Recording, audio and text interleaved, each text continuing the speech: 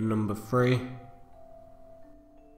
When I was in grade school, my family lived in a house that sat directly across from the school I attended.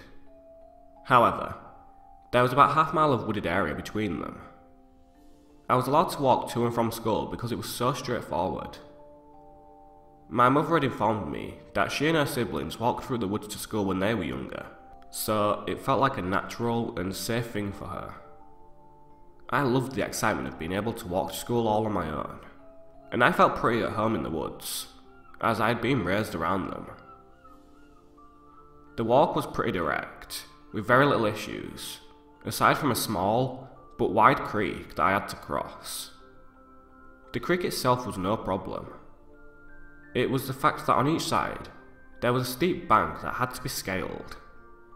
It wasn't too terrible, unless it had been raining. It had rained the day before, so my steps, which were normally loud, were fairly silent. This might have saved my life. It at least saved me from something terrible.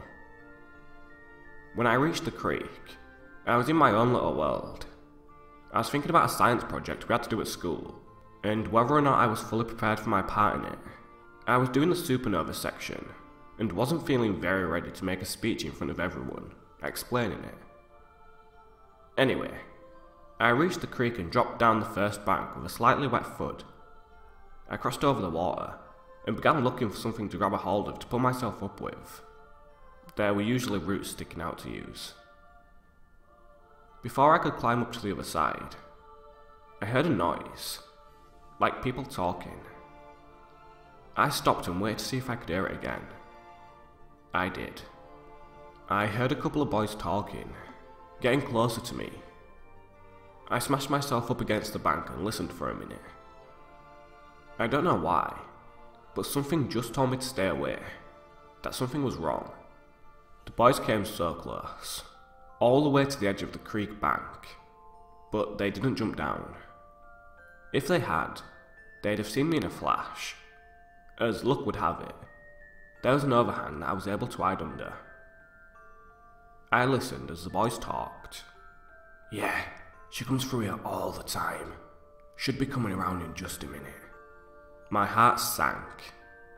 I was the only person that walked this trail to and from school, and they were in my direct path. That isn't to say that no one else was ever in the woods, but in all the time I used this trail, I had never seen another person. To get to the woods from my house, I had to cross the road and walk through a small flat area with no trees, and from the school side, I had to walk through the school's football field. Anyone from either side could have seen me going in or out of the woods easily. I stood, plastered to the wall of mud, waiting for them to catch me. But they walked around a little bit, smoked a couple of cigarettes and started getting frustrated. "Where the fuck is she, man? You said she'd be here. So where is she?" "Maybe she isn't coming into school today. Anyway, we gotta go, we're gonna miss our bus." The high schoolers caught their bus to the high school at the elementary school. This told me two things. One, they were obviously in high school, so much older than me. And two, they had some seriously bad intentions towards me. I heard them leaving, but I didn't dare move. I waited a good 30 minutes or so before I darted out of the creek bed and towards home. I will never know exactly what those two boys had planned to do to me that day, and I'm not sure I want to. So, creepy high schoolers waiting in the woods for a little girl? Let's not meet. Number 2. I was 13 years old, and in the 8th grade, when my best friend Maya, who was like 10 or 11, her mum, and I went to a friend of her mum's house to hang out. Now, the friend, who I'll call Ellie, had a son named Dewey who was 16 and had Asperger's, so Maya's mum told us to be extra nice, because he's just a little weird. But we can just play video games, because that was one of his obsessions. So we knock on the door, and Dewey opens it. He was a super tall, chubby, adolescent kid with messy hair. The living room had stacks of video games from various consoles, and he even had an arcade gaming machine. I guess it was love at first sight with me, because when we were all about to sit on the couch, he offered for me to sit on his lap, which I declined. He had a friend over at the time, so while the adults talked, we all just played Mario Kart. His friend left, and he started getting really flirty with me. He even asked if it were legal for 13 and 16-year-olds to date, which I responded with, no, it's not. But he insisted that it was legal anyways. So Maya's mum gave the idea of going swimming, so we did.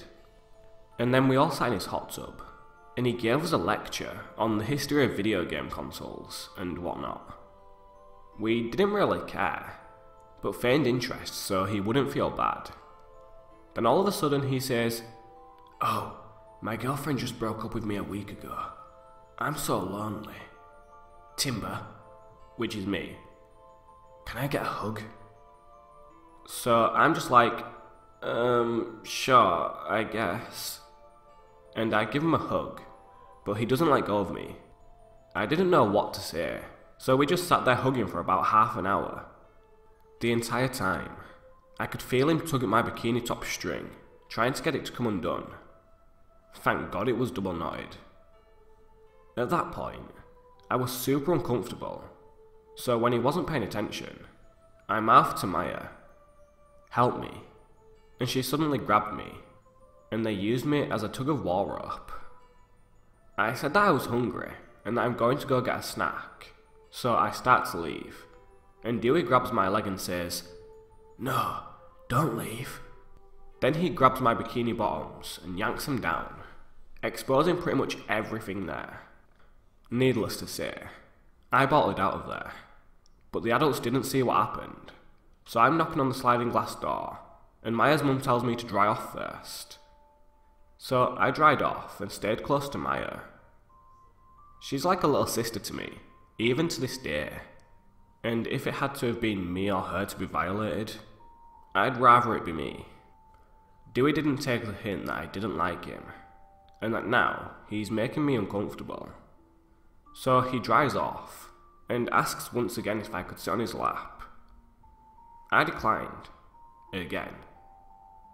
He kept flirting and stuff with me the whole night, with the ignorance of the adults. I've dealt with creepers in middle school, but they were A, my age, B, 300 pounds soaking wet, and C, knew that I could, and would, rip their head off if they touched me like that. Dewey was as intimidating as fuck. If he got angry, then I'd be screwed.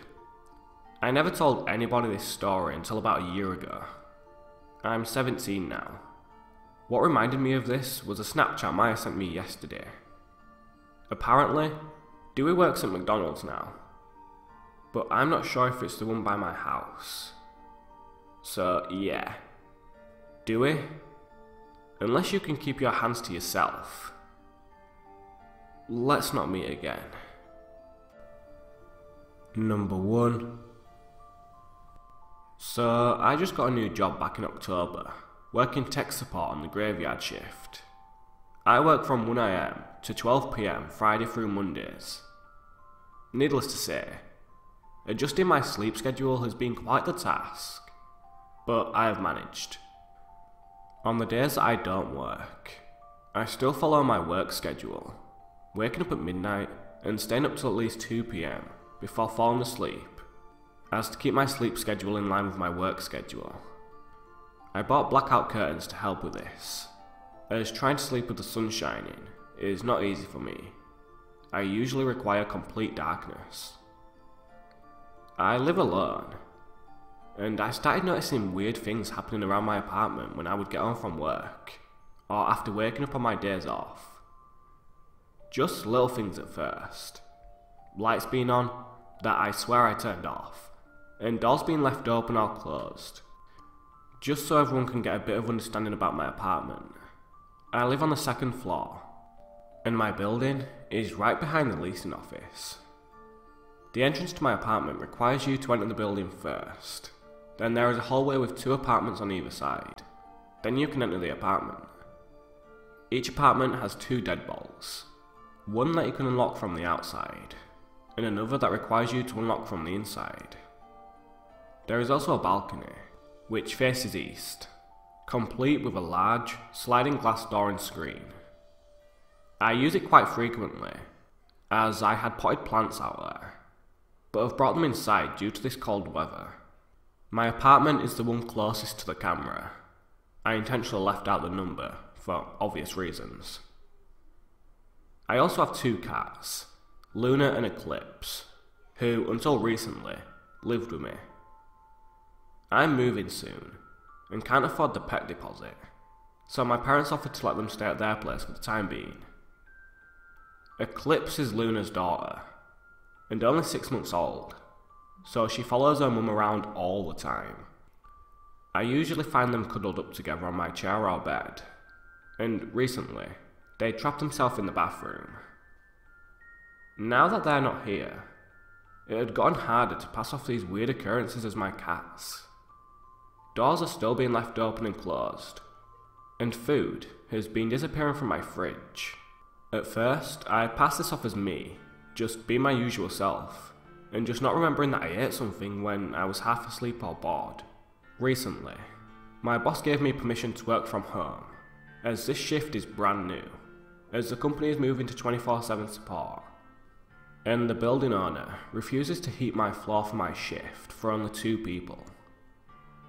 So I've been doing that for the past couple of weeks, and last week, I noticed the metal rod that acts as a secondary lock on the balcony wasn't engaged, so I put it back. I didn't think much of it at the time, as my computer faces the balcony door. I like to people watch and watch the sunrise. Sue me. And I sometimes fidget with my feet while playing video games. On the 11th of December, my credit card information was stolen, and my account was charged plus $3,000. I was in the office that day, as a favour to my co-worker, who was really creeped out being left in the office alone in the middle of the night. The charge was made at 11:40 AM, just a few moments before I'd gotten off work, and I had the card still on me. And this is relevant, I promise. I was restless, and didn't sleep well. I wake up at midnight, per usual, on Monday morning, and get my setup ready to take calls. Now, almost no calls come in on the weekends, so I'm usually screwing around on Reddit, Facebook, YouTube and Netflix. Around 3 AM, I was catching up on the 100 when someone unlocked my fucking door. I don't mean picked the lock, I mean used a key.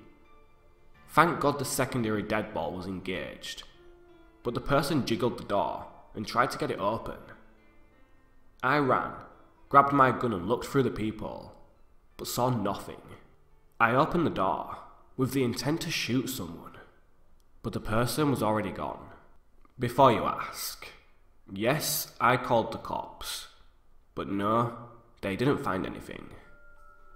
There are no cameras in the hallways of the building, or outside them for that matter, and they told me that there wasn't enough evidence for them to do anything about it, and just left. I didn't sleep at all the next night, and decided to stay home, on my days off, to try and catch the person, if they tried to come back.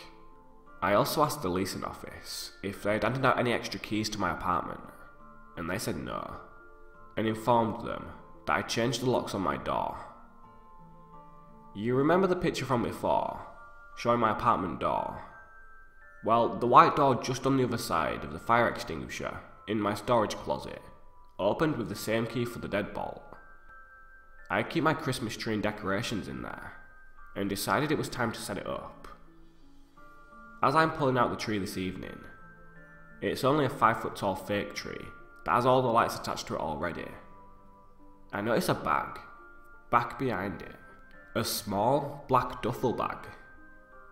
In it, I found a change of clothes, sunglasses, shoes, toiletries, and a notebook.